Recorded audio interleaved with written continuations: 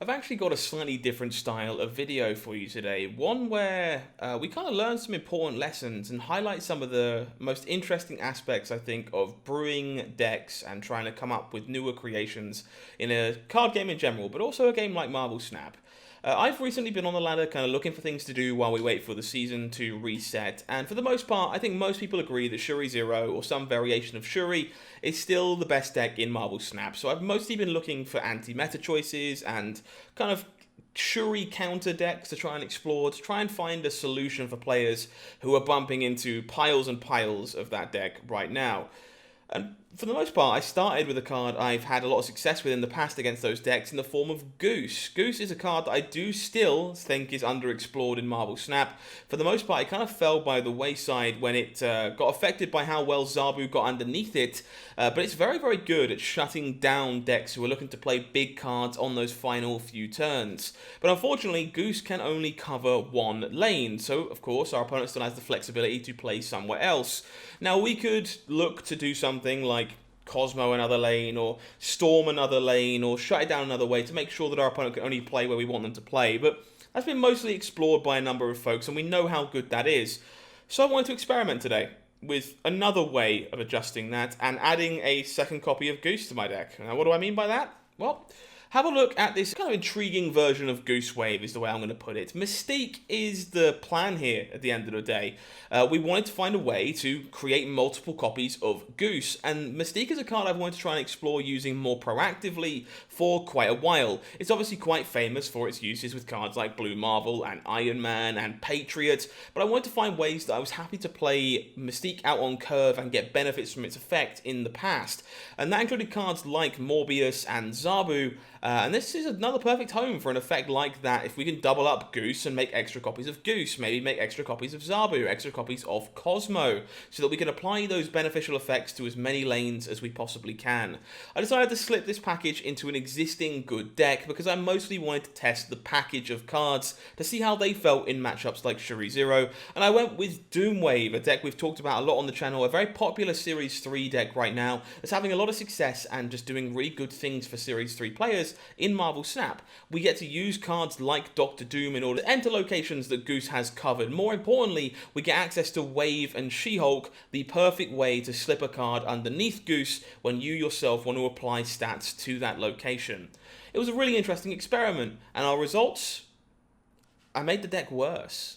I think it's important to go through videos like this sometimes to showcase to people that brewing is okay, and sometimes when you're trying to create things, it's not going to go very well. You're going to make the deck worse, get it wrong, not necessarily receive the end goal that you wanted to receive. I thought Goose might have a lot of power at the moment against the established metagame, but it's a bit weak into some of the other decks that you will play against on the ladder regularly, mostly things like Thanos. White Queen is very good at stealing opposing She-Hulks, which should suggest to you that other people have their own She-Hulks in their deck, which is another card that really does play well into what Goose is trying to stop.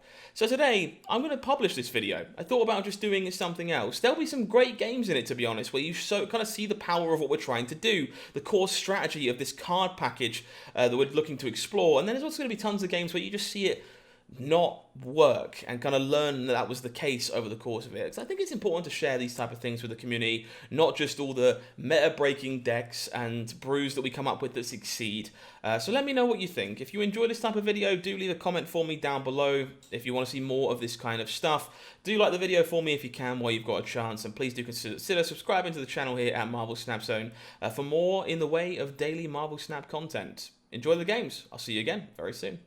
Back we go, back into the abyss, and back with a Sunspot in my opening hands. One of my favorite things to do. I think this is just going to be drinking with the Sunspot, to be honest. Don't think we have any reason to get particularly proactive with anything else. Opponent will Colleen away the Swarm. Very nice. Perfect kind of two-card punch for the opponent early. Lair Cuquela. Alright, guess I'm on board to Cosmo Monster Island. To be fair, maybe I'm more likely to have a Shang-Chi than my opponent is, because I have one in my deck and they're playing discard. Not impossible they have one, of course, but seems more likely. So I think I just want to Cosmo over here in the cloning vats. Yeah, shut off our friend the Moon Boy. We do find our wave as well. Okay, so this is going to be a wave on 5 Doom kind of game. In which case, I don't think I mind making another Cosmo. Another Cosmo actually sounds pretty delightful. Yeah.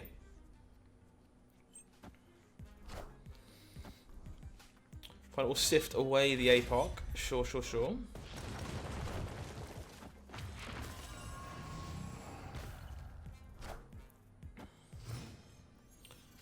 So we just go wave, pass, drink in energy with the sunspots, and then fire the cannon. And we have, okay, opponent also snap. Happy to stick around here. I feel like they might be relying on their swarms to be coming from their hand. No, just playing the swarm out. Yeah, making it this way. So yes, they're getting waved. Their swarms won't cost 0.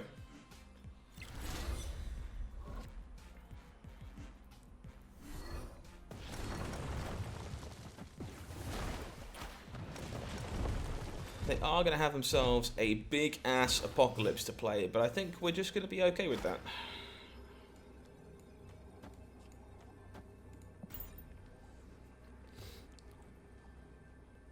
Double Cosmo kind of forcing our opponent to play where we want them to play.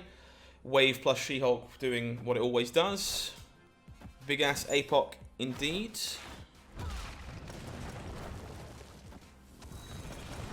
Locked and loaded. Well, that went basically exactly how we hoped it to. Obviously, a game against Monarch discard, where Cosmo actually ended up being a better option to go for than something like Goose, but Mystique kind of showing her proactive flexibility, something I would love to see more of this card, and largely while we're trying the shell. Deck doing what Dex wants to do. Obviously, having 3 sunspots is a lot better than 1, but for sure, looking good. We'll try this again. Nice early Goose, which is quite promising, in theory. Fine with the Quinjet, okay. Eager to see what you're up to over there with the Quinjets. We do find our She-Hulk. I like the idea of sliding the Goose into a non-Nidavellir location. As I imagine most of the big things we want to shut down don't want to go in the location where you're just best off playing as many things as you can. Definitely a temptation there to play the Zabu instead, so we could secure the White Queen. Instead, we draw this Mystique, which is slightly rewarding. Let's try and go for the double Goose line here against what I assume is Dino Darkhawk of some sort. See if we can cheese them with our double Goose. So we'll White Queen.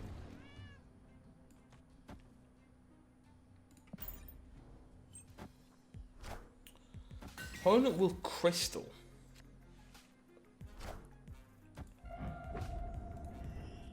This costs 3 because of the Quinjet, which is slightly annoying. Opponent has an arrow. Opponent can only play the arrow in 1 place, so got to be mindful of said arrow. That being said, we are basically always just waving and passing here. And if they arrow it across, they arrow it across. And we'd love to find Doom. Doom would be the best here to help get us underneath everything.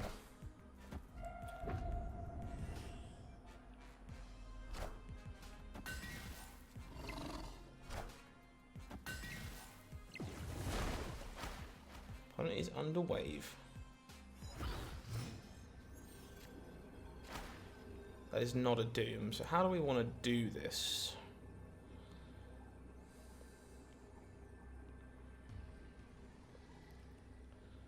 We can't play the She-Hulk last or we'll lose to the opposing arrow. So I guess the line of play is just going to be Arrow. It's just going to be She-Hulk Arrow. This is the best thing we can do to try and beat the opposing Arrow. Opponent has 2 players of their own. They have a Taskmaster in their deck. Why?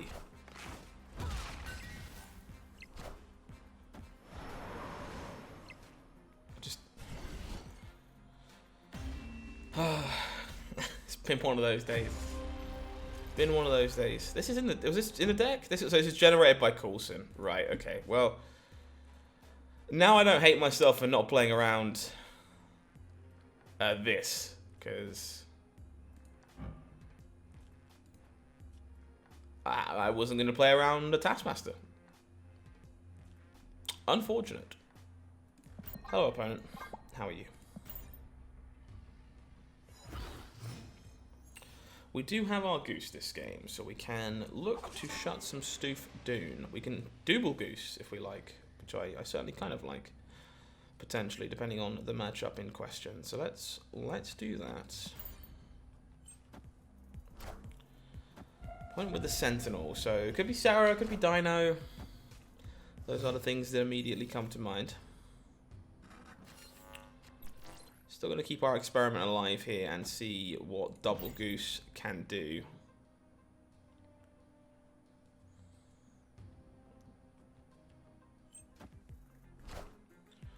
And we'll continue their Sentinel to raid. Seems fair and reasonable. Alright, we can just Cosmo, or we can... I suppose it depends if I think my opponent has another She-Hulk in hand of their own. Because then I can get a little spicy on the White Queen. I think I'm going to lean towards the Cosmo here.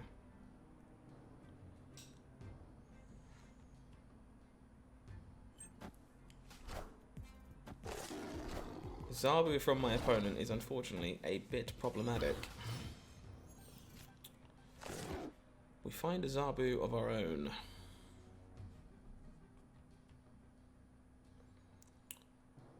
Alright, well, we have to try and do the thing. Which is easier said than done. So let's get the She-Hulk underneath a Goose. Opponent plays a Sarah, the only place they are allowed to play a Sarah.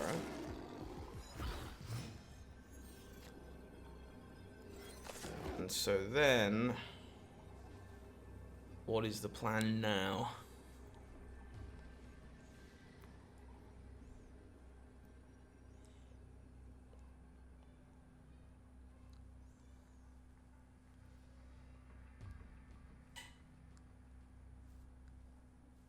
Because like I can just try and win the 2 Goose locations.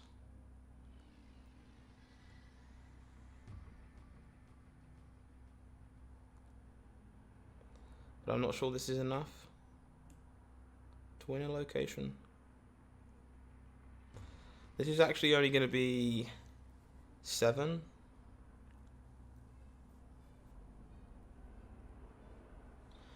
We could try and Shang instead. Feels a bit greedy.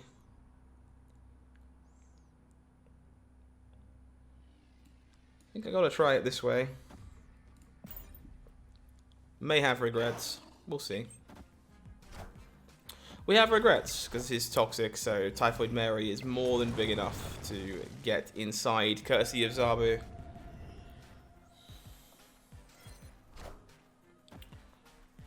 Even a Killmonger for their trouble. So if we go left, we win. We can win the White Queen on the left. If we respect Typhoid Mary.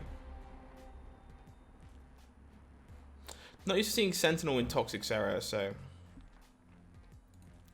kind of didn't expect this to be quite this large. And obviously Zabu and Sarah helping get this underneath is probably problematic for what this deck is trying to do exactly. So good to know. Good information to have. Okay. Well, one cost Goose is certainly something, but it doesn't shut down quite as much in an Elysium game. I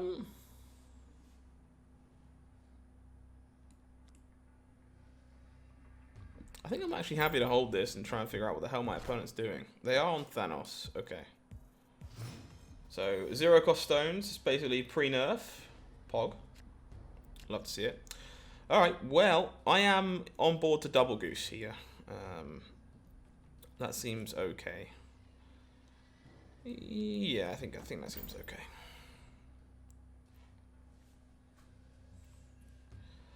Unfortunately, it's not going to do a ton in this Elysium matchup, but it might do enough.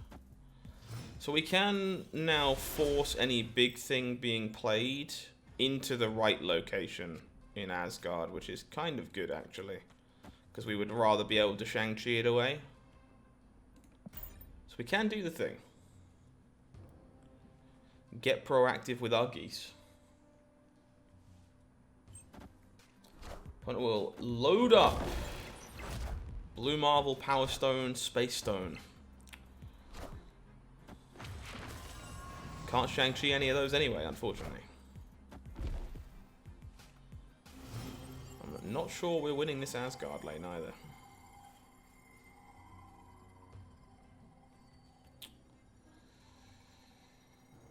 Imagine not being able to Shang-Chi any of those. It's kind of unfortunate. Okay, I think we're on Cosmo. Maybe we Cosmo left instead, because it's more likely to play stones there, and it's the lane we're more likely to fight for. Opponent gets Fantastic. And a Lizard on the table. Makes some sense.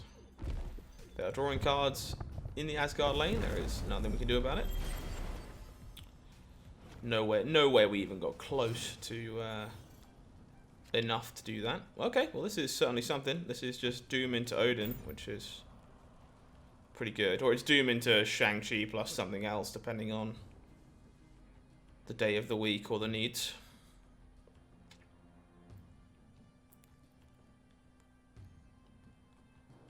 Cosmo and Goose are quite restrictive. Why is this? So this, yeah, this is the problem here. Like with this, in theory, right? This Elysium just absolutely dunked on these geese. Kazar just no longer cares and is happy to be played wherever. So this doesn't even beat a Thanos, right? It's just like do this, Thanos right. Doom here gets the 15. Yeah. Alright. It's been cool to learn some lessons at least. And I think that's probably worth talking about. So I think I will.